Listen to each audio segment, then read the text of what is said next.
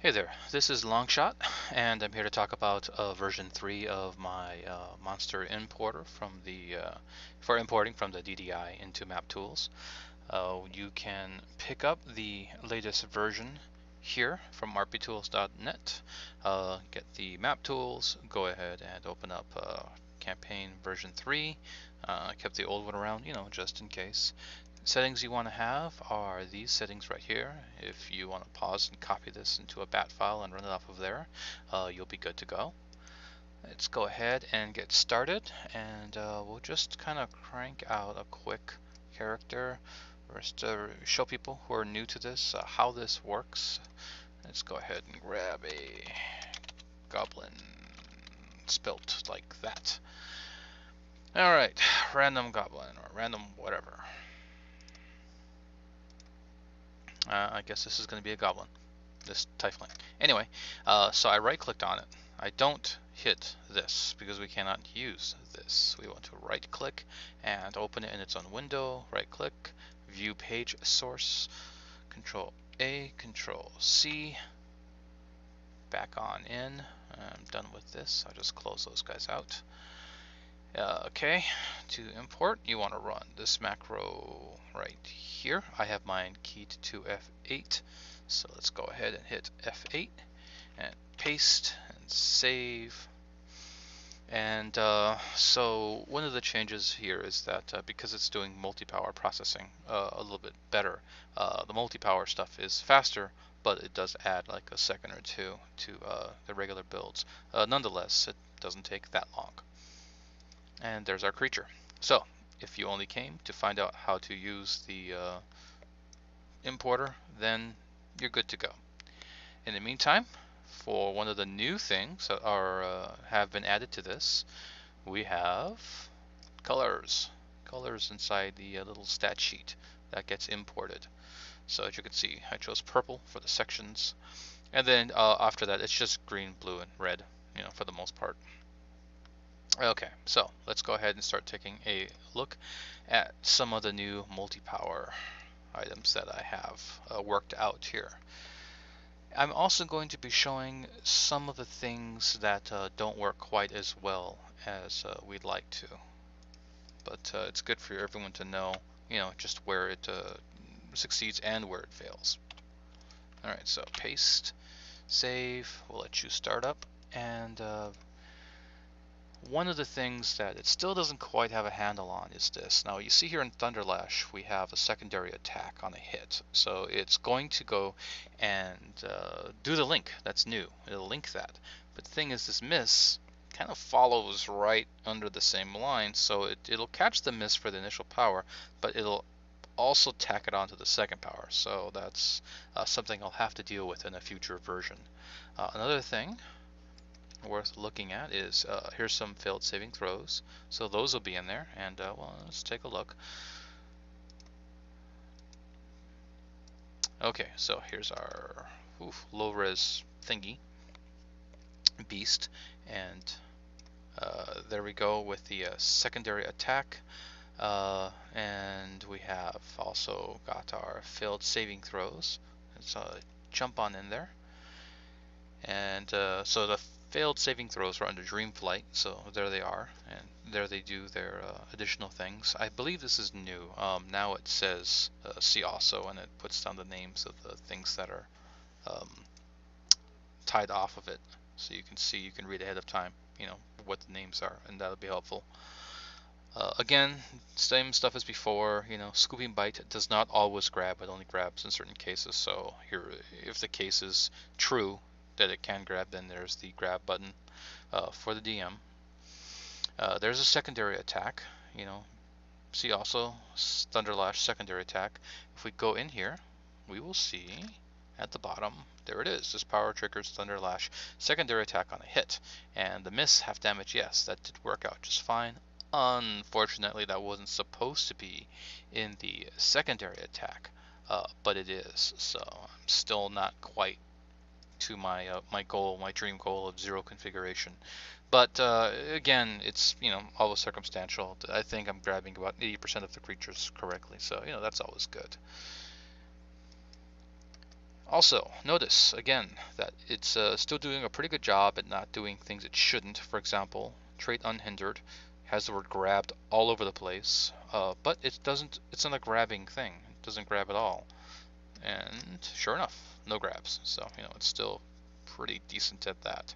And again, auras turned into powers and so on. So this will do 15 thunder damage. Whenever you need it to. For the auras effect. So let's put you back up here. Let's take a look at the volcanic dragon, and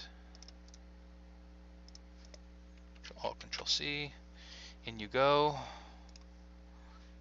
F8, paste, save, and you know the drill. Take a look at some of the things that we're supposed to get. Now here, there's no secondary attack, but there is a sub attack. So this needs to be labeled as something and be given its own attack.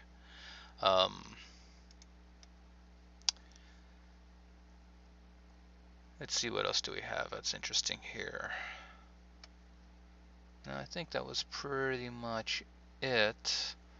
Yeah, everything else is going to be things I've already shown you. So let's just go ahead and look at the volcanic dragon's extra attack. And there it is, growing heat. So growing heat, we have every turn the aura increases by 2, and then it makes the following attack, and there's your growing heat attack right there. So it was able to pull it out and give it just some name, extra attack being the default. And let's go get the next one. Let's move along a little quicker this time. Hope nobody minds. The golden slot. Now this is one that it's not going to do well, and I'll show you why.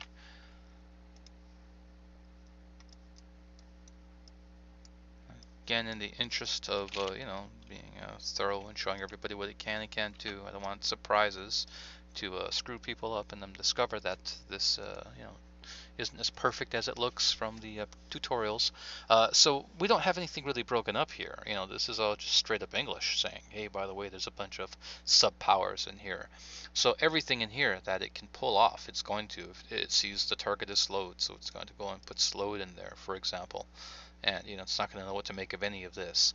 Now, I can write it to catch stuff like this, but I'm not sure if it's really worth it, and doing so would again add more processing time, which I don't want to really get into. So, oops, almost hit save. And but we do have a sustain in there, and that's one of the things I wanted to show how that works now. But here's the Chaos Croak, and yeah, it just kind of took it as was.